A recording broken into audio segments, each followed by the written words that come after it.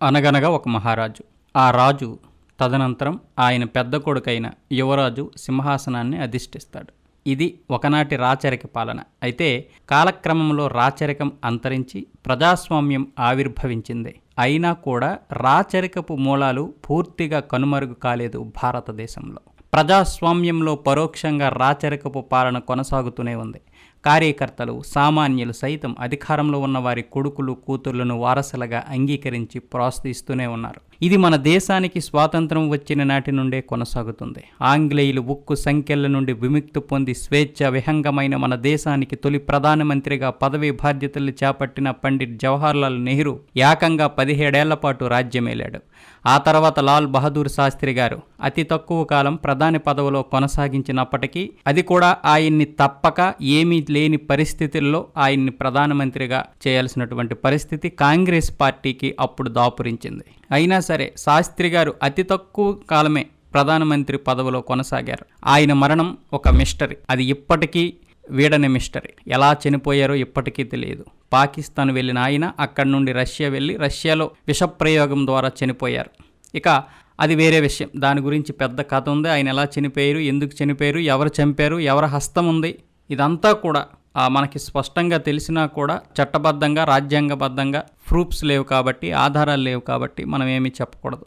ఇది ఒక పెద్ద ఇష్యూ అవుతుంది. అలాగే వైఎస్ రాజశేఖర రెడ్డి గారు కూడా ఏ విధంగా చనిపోయారు, ఎలా చనిపోయారు అనేది కూడా ఒక పెద్ద మిస్టరీ. ఇవన్నీ కూడా కేవలం ప్రకృతి విపత్తులైతే కాదు. సరే, అది వేరే విషయం, దాన్ని పక్కన పెడదాం. ఆ తర్వాత నెహ్రూ వారసురాలుగా ఇందిరాగాంధీ ముందు 11 ఏళ్ళు, ఆ తర్వాత 4 ఏళ్ళు భారతదేశ తొలి మహిళా ప్రధానమంత్రిగా పనిచేశారు. ఆమె హత్య తర్వాత రాజీవ్ గాంధీ కూడా ప్రధానిగా కొనసాగారు. అంటే ఇందిరాగాంధీ గారి పెద్ద కొడుకు.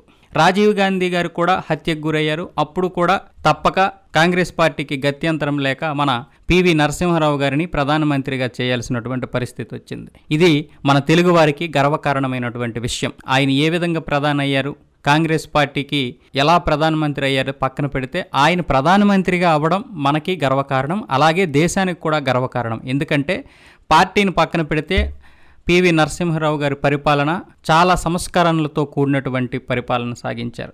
ఆ రోజు ఆయన సాగించిన పరిపాలన ఈరోజు మనకి నిరుద్యోగం కొంతవరకు నిర్మూలించడానికి కారణమైంది, ఆయన తీసుకొచ్చినటువంటి పరిశ్రమల వల్ల. అలాగే మరికొన్ని మంచి పనులు కూడా చేశారు ఆయన ఏం చేశారు అనేది పక్కన పెడితే, మనం ఇప్పుడు వారసత్వం గురించి మాట్లాడుతున్నాం కాబట్టి వీడియోలో దాని గురించి మాట్లాడదాం. పివి నరసింహారావు గారి తర్వాత సోనియా గాంధీ ప్రధానమంత్రి చేసే అవకాశం అయితే వచ్చింది. కానీ ఆమె ఇటలీ దేశానికి చెందిన వ్యక్తి కావడంతో ప్రఖ్యాత ఆర్థికవేత్త డాక్టర్ మన్మోహన్ సింగ్ని ప్రధాన పీఠంపై కూర్చుండబెట్టాల్సి వచ్చింది. అయితే ఆయన ప్రత్యక్షంగా ప్రధానమంత్రి అయినా పరోక్షంగా దేశాన్ని మాత్రం సోనియా గాంధీ ఏలారన్నది నిర్వివాదాంశం. మరో బలమైన జాతీయ పార్టీ ఏదీ లేని కారణంగా కాంగ్రెస్ ఏకఛత్రాధిపత్యంగా దేశాధికార పగ్గాల్ని సుదీర్ఘకాలం పాటు తన చేతుల్లో ఉంచుకోగలిగింది. కానీ కాలం ఎప్పుడూ ఒకేలా ఉండదు. 1982లో రూపుదిద్దుకున్నటువంటి భారతీయ జనతా పార్టీ బలమైన శక్తిగా ఎదుగుతూ వచ్చి కాంగ్రెస్ కంచుకోటను బద్దల కొట్టింది. 10 ఏళ్ల పాలన పూర్తి చేసుకున్నప్పటికీ తిరిగి కేంద్రంలో బీజేపీకే విజయావకాశాలు మెరుగ్గా కనిపిస్తున్నాయి.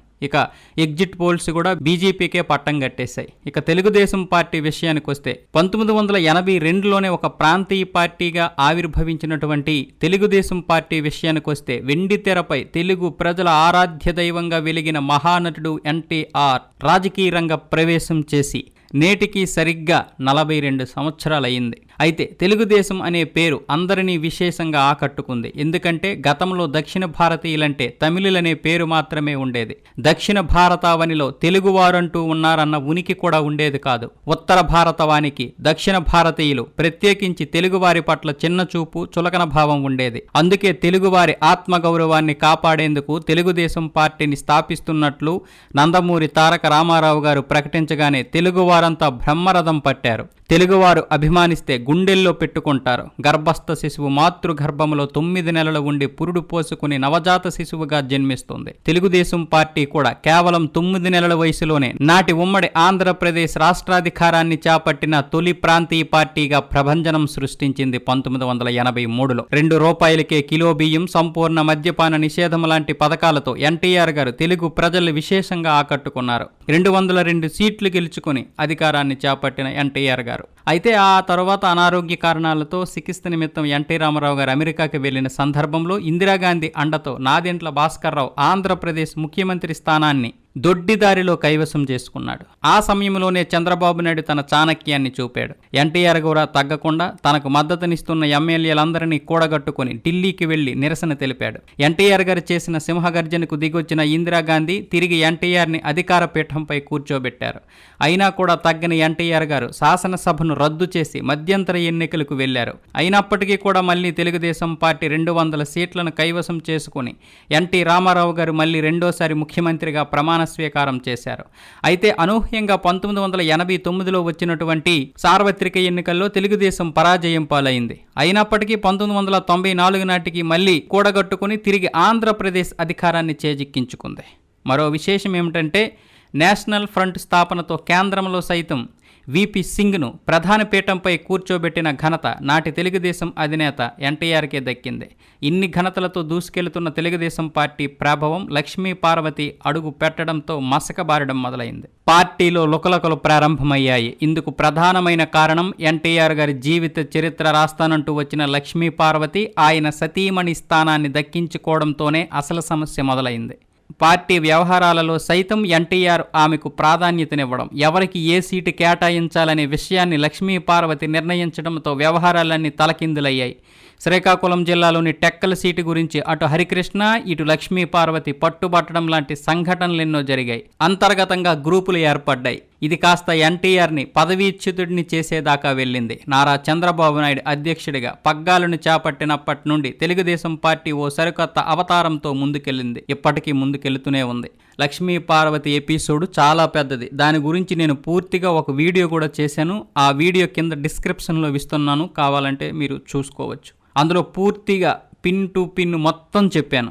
అయితే ఏ రాజకీయ పార్టీకైనా ఎత్తుపల్లాలు సహజమే. ఇక్కడ కొన్ని అంశాల్ని ప్రత్యేకంగా విశ్లేషించుకోవాలి. ప్రారంభంలో మనం అనుకున్నట్లుగా తెలుగుదేశం పార్టీలోనూ రాజకీయ వారసత్వం కొనసాగితే ఎన్టీఆర్ కొడుకుల్లో ఎవరైనా పార్టీ అధినేత కావాలి. కానీ చంద్రబాబు తెలుగుదేశం అధినేతగా అవతరించడానికి అనేక కారణాలున్నాయి. ఒక పార్టీని విజయ పదంలో నడిపించగల పూర్తి సామర్థ్యం చంద్రబాబుకే ఉన్నాయన్నది నిర్విదంశం. నందమూరి బాలకృష్ణకు ఈ విషయం అవగతమవడం వల్లే ఆయన చంద్రబాబు ఆదేశాల మేరకు నడుచుకోవడం మాత్రమే చేశారు. ఇప్పటికీ అదే విషయాన్ని పాటిస్తూనే ఉన్నాడు.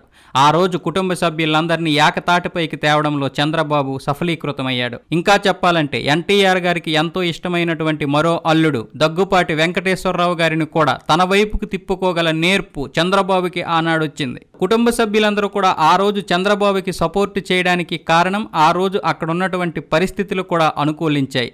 అక్కడ జరుగుతున్నది తప్పు. ఇది తన తల్లిగారైనటువంటి నందమూరి బసవతారకం గారి స్థానాన్ని మరో మహిళ భర్తీ చేయడానికి వీలు లేకుండా ఉన్నటువంటి ఆ స్థానాన్ని ఎటువంటి విలువలు లేనటువంటి ఒక ఆడది, ముఖ్యంగా ఎన్టీఆర్ గారికి కూతురు వయసు ఉన్నటువంటి లక్ష్మీ పార్వతి ఆక్రమించడంతో ఎవరూ కూడా జీర్ణించుకోలేకపోయారు. ముఖ్యంగా ఆమె రాజకీయంలో కూడా తలదూర్చడం, ఆమె పెత్తనం కూడా ఎవరికీ నచ్చలేదు. అయితే ఎన్టీఆర్ గారు సినిమా నటుడిగా ఉన్నప్పటి నుండి ఆయనను కంటికి రెప్పలా చూసుకొని తండ్రి రాజకీయ రంగ ప్రవేశం చేసిన తర్వాత వేల మైళ్ళ కొద్దీ చైతన్య రథాన్ని నడిపిన హరికృష్ణతో పాటుగా బాలకృష్ణ సైతం చంద్రబాబు మామగారిని ఎదిరించి పార్టీ పగ్గాలు చేపట్టిన కొత్తలో బావగారి పక్షాన్నే నిలిచారు. ఆ తర్వాత బాలకృష్ణ చంద్రబాబును వదిలి బయటికి రాలేదు. కానీ హరికృష్ణ ఆయనతో విభేదించి అన్న తెలుగుదేశం పేరుతో పార్టీని స్థాపించారు. కానీ సినీ రంగంలో రారాజుగా వెలిగి తెలుగుదేశం పార్టీ స్థాపనతో రాజకీయ రంగంలో సైతం సంచలనం సృష్టించిన ఎన్టీఆర్ తనయుడైనప్పటికీ హరికృష్ణ సొంతంగా పార్టీ స్థాపించినప్పుడు ఏ కోణంలోనూ కలిసి రాలేదు. దీంతో కొంతకాలం తర్వాత నందమూరి కుటుంబ సభ్యులు మధ్యర్థం వహించి హరికృష్ణ తిరిగి టీడీపీ గూటికి చేరుకునేలా చేశారు. అయితే చంద్రబాబు హరికృష్ణకు రవాణా శాఖ కట్టబెట్టినప్పటికీ ఎమ్మెల్యేగా గెలుపొందకపోవడం వల్ల ఆయనకు ఆ పదవి ఎక్కువ కాలం నిలవలేదు. 2004 తర్వాత తెలుగుదేశం అనేక మలుపులు తిరగాల్సి వచ్చింది. ముఖ్యంగా చంద్రబాబు నాయుడు చేసిన కొన్ని తప్పిదాలు కావచ్చు, లేకపోతే పార్టీ విధానాలు కావచ్చు, మొత్తానికి కేసీఆర్ గారు తెలుగుదేశం పార్టీ నుండి బయటకు వచ్చి ఉద్యమ పార్టీ అయినటువంటి తెలంగాణ రాష్ట్ర సమితి అనే ఒక రాజకీయ పార్టీని పెట్టి ఆయన తెలంగాణ ఉద్యమాన్ని లేవనెత్తారు. అక్కడి నుంచి మొదలైంది ఆంధ్రప్రదేశ్ రాజకీయాలు. ముఖ్యంగా ఎప్పుడైతే 2004లో తెలుగుదేశం అధికారాన్ని కోల్పోయి వైఎస్ రాజశేఖర రెడ్డి గారు అధికారాన్ని చేపట్టారో, చంద్రబాబు నాయుడు చేసిన తప్పులన్నీ కూడా గ్రహించి వైఎస్ రాజశేఖర రెడ్డి గారు వ్యవసాయ రంగాన్ని, విద్యా రంగాన్ని, ఆరోగ్య రంగాన్ని పట్టించుకొని మొత్తానికి ఆయన పరిపాలన మంచిగా సాగించారు. 5 సంవత్సరాల కాలంలో ఆయన రాజన్నగా మహానేతగా పేరు తెచ్చుకొని మళ్ళీ 2009లో కూడా అధికారాన్ని చేపట్టారు. ఆ 2009 ఎలక్షన్లో ఖచ్చితంగా గెలవలేనేమో, వైఎస్ రాజశేఖర రెడ్డికి ఉన్నటువంటి ఆ బొజ్జు ఏదైతే ఉందో దాన్ని తగ్గించడానికి మళ్ళీ నందమూరి వారసత్వం చంద్రబాబుకి కావాల్సి వచ్చింది. అందుకే మళ్ళీ నందమూరి వంశంలో ఎన్టీఆర్ గారి తర్వాత వచ్చినటువంటి చరిష్మా ఎవరికైనా వచ్చిందంటే అది జూనియర్ ఎన్టీఆర్కే. అందుకే జూనియర్ ఎన్టీఆర్ని రాజకీయ రంగంలోకి దింపాడు. మళ్ళీ హరికృష్ణతో మంతనాలు జరపాల్సి వచ్చింది, ఎందుకంటే జూనియర్ ఎన్టీఆర్ తన కొడుకు కాబట్టి. అప్పటికి జూనియర్ ఎన్టీఆర్కి మహా అయితే 25-26 సంవత్సరాలు మాత్రమే ఉంటాయి. రాజకీయం అంటే ఏంటో తెలియదు, కానీ తన మాటలతో మొత్తానికి తెలుగుదేశం కార్యకర్తల్ని మెస్మరైజ్ అయితే చేయగలిగాడు. జూనియర్ ఎన్టీఆర్కు ఉన్నటువంటి పరిణితితో కొంతవరకు నెట్టుకొచ్చేశాడు. అయినా కూడా తెలుగుదేశం పార్టీ 2009లో అధికారాన్ని చేజిక్కించుకోలేకపోయింది.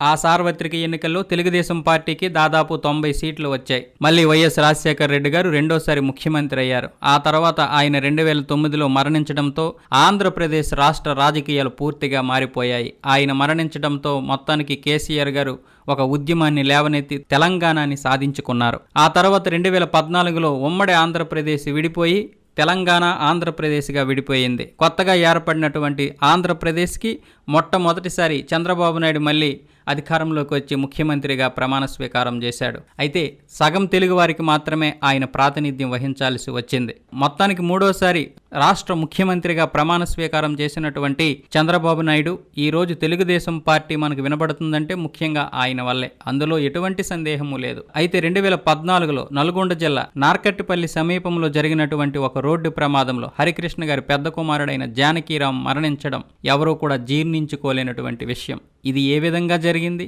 యాక్సిడెంటే జరిగింది. కానీ నందమూరి కుటుంబాన్ని వెంటాడుతున్నటువంటి ఒక రోడ్డు యాక్సిడెంట్లు అయితే చాలా పెద్దగానే ఉన్నాయి. దీనికి వీళ్ళు ఏదైనా సరే ఒక పరిష్కార మార్గాన్ని అయితే ఆలోచించాల్సి ఉంది.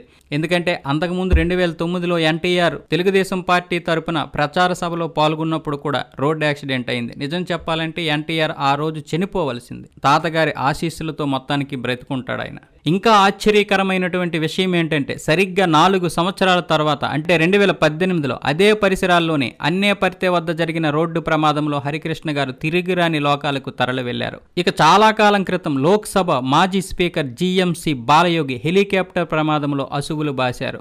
బాలయోగి గారు కూడా తెలుగుదేశం పార్టీ తరపున పనిచేశారు. ఇక తెలుగుదేశం పార్టీకి చెందిన కింజరపు ఎర్రన్నాయుడు గారు లాల్ జాన్ బాషా రోడ్డు ప్రమాదంలోనే చనిపోయారు. ఇక ఇటీవల యువగలం పేరుతో నారా లోకేష్ పాదయాత్రను ప్రారంభించబోతున్న సందర్భంగా అక్కడే ఉన్న నందమూరి తారకరత్న చుట్టూ జనం ఎక్కువగా ఉండడం వల్ల ఊపిరాడకో లేకపోతే మొత్తానికి ఆయన అనారోగ్యం వల్ల అస్వస్థకు గురై కొంతకాలం పాటు ఆసుపత్రిలో చికిత్స పొంది కన్ను మూయడం తెలిసిందే. నందమూరి తారకరత్న నిజంగా మరణించడం ఎవరూ జీర్ణించుకోలేనటువంటి ఒక విషయం.